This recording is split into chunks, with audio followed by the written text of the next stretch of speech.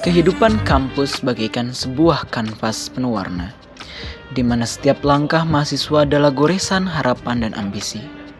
Di antara gemericik air mancur dan derai tawa di sudut-sudut perpustakaan, tersembunyi tantangan yang besar yang senantiasa mengintai menjaga kejujuran akademik. Di dalam dinding-dinding yang menyimpan sejuta mimpi, godaan untuk mencontek dan meniru karya orang lain menjadi ujian nyata bagi integritas diri. Inilah kisah tentang keadilan dalam dunia akademik. Sebuah perjalanan menuju masa depan yang lebih baik dan bermartabat.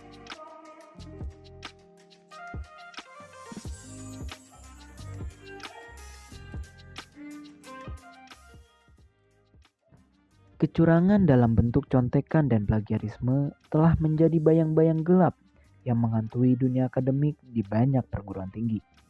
Di balik tumpukan buku dan layar komputer, godaan untuk mencontek dan menjiplak sering kali datang menghampiri, menguji integritas setiap mahasiswa. Setiap keputusan untuk tetap jujur adalah pertarungan batin yang membutuhkan keberanian dan keteguhan hati. Menurut survei pada tahun 2022, mengatakan bahwa ada sekitar 30% mahasiswa mengakui pernah melakukan aksi pencontekan dalam tugas mereka. Dan sekitar 20% lainnya mengaku pernah melakukan aksi plagiarisme atau meniru tugas orang lain dalam tugas akhir mereka. Hal ini menunjukkan bahwa kasus atau permasalahan pencontekan ataupun plagiarisme ini sangat meluas di kalangan mahasiswa. Hal ini juga mencerminkan bahwa adanya tekanan yang besar bagi para mahasiswa untuk mendapatkan nilai yang luar biasa, yang bagus, meskipun terkadang menggunakan cara-cara yang tidak etis. Kami berbicara dengan Bu Liptia Venika, seorang dosen dari Prodi Mekatronika dan Kecerdasan Buatan, tentang pandangan beliau terkait kasus pencontekan dan plagiarisme di lingkungan kampus. Oke, kalau menurut saya pribadi, tentu dua tindakan tersebut ya, entah itu pencontekan ataupun plagiarisme, adalah tindakan yang tidak boleh dibiarkan gitu ya, tidak boleh dibiarkan, tidak terkecuali di lingkungan kampus atau di lingkungan universitas. Secara umum lingkungan akademik gitu ya. Karena menurut saya tindakan tersebut itu mencerminkan bahwa mahasiswa itu tidak menghargai proses belajar yang terjadi di kampus gitu. Mereka pun tidak menunjukkan bahwa ada usaha untuk memahami apa materi yang diberikan di kampus. Jadi kesannya kalau saya melihat gitu ya, dua tindakan tersebut, entah itu pencontekan atau plagiarisme, seolah mahasiswa itu hanya mengejar hasil, bukan menghargai proses belajarnya itu sendiri. Dari yang sebelumnya tidak bisa jadi bisa gitu ya. Justru kan proses itu yang harus kita lewati, yang harus kita laksanakan sebagai mahasiswa gitu.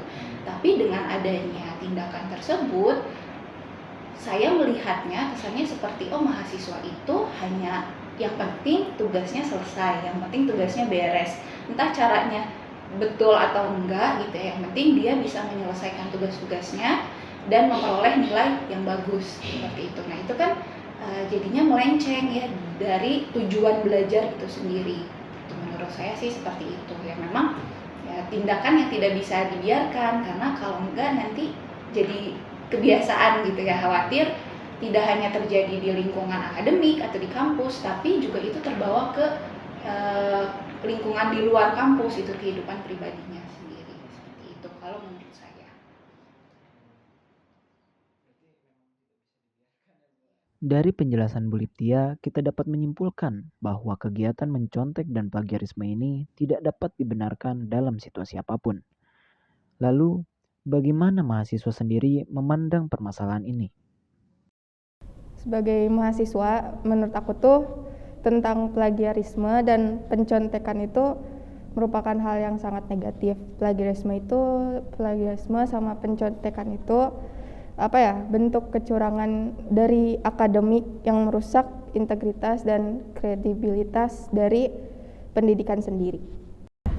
Oke, menurut saya sendiri untuk plagiarisme atau pencontekan itu Berarti kita tuh ngambil apa ya, hasil dari orang lain sendiri. Nah, kalau dari saya sendiri sih sebelumnya nggak pernah untuk melakukan plagiarisme sendiri, tidak pernah terbesit gitu pikirannya, karena satu itu plagiarisme adalah dosa sendiri gitu ya bagi saya. Mungkin dari saya itu aja. Terima kasih. Selanjutnya muncul pertanyaan lain, yaitu apa dampak dari tindakan pencontekan dan plagiarisme ini bagi mahasiswa maupun lingkungan sekitarnya. Konsekuensi ya tentu kalau setiap individu berbeda ya, setiap dosen pasti punya perspektif tersendiri terhadap plagiarisme atau contek-mencontek ini. Ada yang ketika ada seorang mahasiswa ketahuan nyontek gitu ya, otomatis dikasih terus nggak lulus gitu. Ada yang seperti itu gitu. Ada juga yang mungkin dikasih teguran dulu, nanti kalau misalkan diulang lagi baru tegurannya lebih keras, diulang lagi baru tidak lulus gitu. Jadi ada yang bertahap gitu, nggak langsung gitu ya, nggak lulus gitu, nggak langsung seperti itu. Nah kalau saya pribadi, saya biasanya menegur dengan cara tidak memberikan nilai terhadap tugas yang terindikasi mencontek gitu ya, hasil contek gitu, hasil menyontek atau hasil plagiarisme. Jadi biasanya saya kasih nilai rendah atau bahkan tidak dinilai itu biasanya kalau ada yang terindikasi. Nah, kenapa saya bilang terindikasi? Jadi ketika saya memberikan nilai yang tidak seharusnya gitu ya, misalkan ini tugasnya bagus tapi nampaknya ini terindikasi mencontek gitu ya, hasil plagiarisme. Saya kasih dulu nilai kecil, kemudian nanti kan pasti mahasiswanya komentar gitu ya. Mahasiswanya biasanya protes, ini kenapa nilai saya jelek gitu kan. Nah, kemudian saya tanya, apakah mahasiswa tersebut mengerjakannya dengan jujur, mengerjakannya sendiri atau tidak? Karena kan harus dilihat dari perspektif kedua belah pihak ya, nggak bisa saya serta-merta ini hasil mencontek, kecuali memang betul-betul sama persis gitu. Kalau betul sama persis kan ketahuan ini pasti hasil copy paste misal gitu. Nah tapi kalau misalkan saya tidak yakin bahwa ini tuh hasil mencontek atau bukan gitu ya, tapi kayaknya sih hasil mencontek gitu. Jadi caranya seperti itu kalau saya. Nah, nanti kalau sudah mahasiswanya respon gitu ya, kemudian saya tanya, ya kita diskusi gitu, apakah betul ini hasil kerja sendiri atau hasil mencontek, biasanya seperti itu. Karena mau nggak mau saya kan harus tanya dulu tanggapan dia ya, walaupun misalkan mahasiswanya tidak jujur tetap aja bilang saya nggak mencontek Bu. Nah tapi setidaknya saya sudah sedikit memberikan peringatan gitu bahwa tugas yang dikerjakan itu diperiksa loh oleh dosen, dan dosen bisa menilai ini apakah hasil kerja sendiri atau bukan. Nah, biasanya seperti itu kalau cara saya. Itu peringatan pertama biasanya seperti itu. Ketika nanti diulangi lagi, nah tentu itu akan berdampak terhadap tidak lulusnya mahasiswa tersebut. Ya, apalagi kalau yang dia dia tiru adalah untuk ujian biasanya. Itu kan fatal ya. Misalkan untuk UAS atau UTS harusnya proyeknya bikin sendiri, tapi ternyata meniru hasil karya orang gitu. Itu sih menurut saya.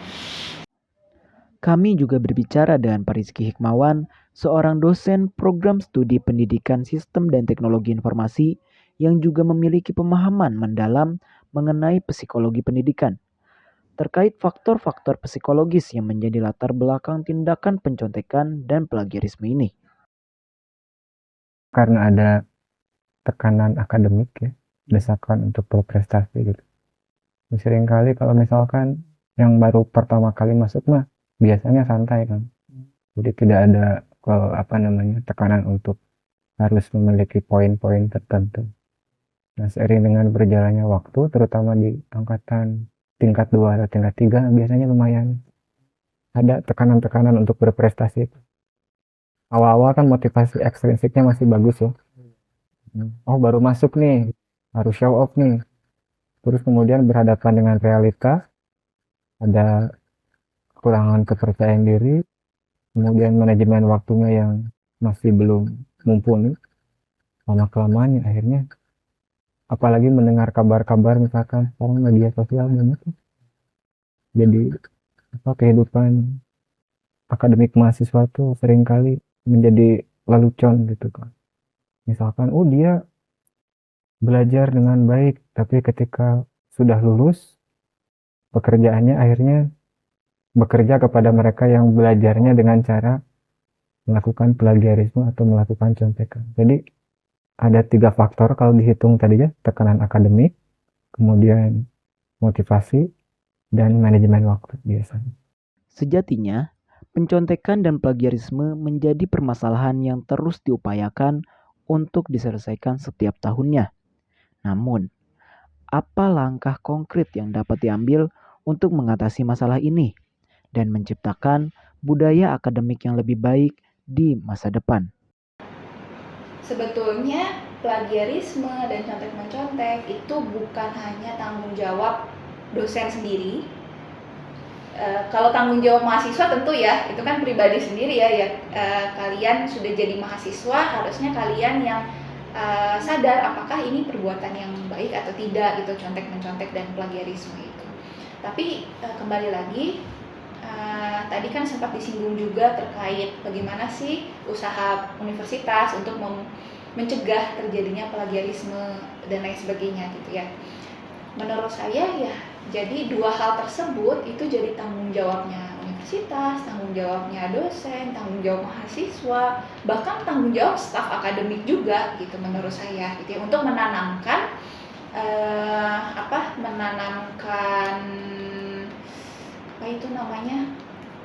kebiasaan bahwa itu tuh adalah perilaku yang tidak baik gitu ya. Jangan sampai mahasiswa itu berpendapat bahwa tenang aja kok saya mencontek gitu. Toh dosen-dosen saya pun melakukan hal yang sama. Toh staf-staf akademik yang ada di kampus juga tidak jujur misalkan gitu, melakukan kecurangan juga. Alhasil apa? Ya mahasiswa tersebut juga merasa tidak bersalah karena orang di sekitarnya juga melakukan tindakan yang sama. Itulah kenapa hal ini ya jadi tanggung jawab bersama sebetulnya, bukan hanya dari satu pihak aja, mahasiswa aja misalkan atau dosen aja. Ketika mahasiswa melihat dosennya pun melakukan plagiarisme gitu ya, mencontek karya orang lain misalkan gitu ya, mereka jadi merasa tenang aja kok, orang tua saya di kampus juga seperti itu gitu kan kami dosen-dosen itu orang tua wali mahasiswa di kampus itu, orang tua saya seperti itu ya, saya juga nggak apa-apa dong mengikuti jejak orang tua gitu kan. Nah khawatir jadi ada kesan seperti itu. Itulah kenapa langkah preventif untuk menghindari contek-mencontek dan plagiarisme itu jadi tanggung jawab bersama. Menurut saya seperti itu. Jadi apalagi ini institusi pendidikan gitu ya, jangan sampai mencoreng integritas kita sebagai masyarakat yang ada di lingkup akademik dengan perbuatan dua tadi, mencontek dan juga plagiarisme. Itu sih menurut saya. Sejatinya, kejujuran merupakan fondasi untuk masa depan yang lebih baik. Mari kita jaga integritas dan kejujuran dalam setiap langkah kita. Mari kita bersama-sama membangun lingkungan akademik yang adil dan juga bermartabat. Terima kasih.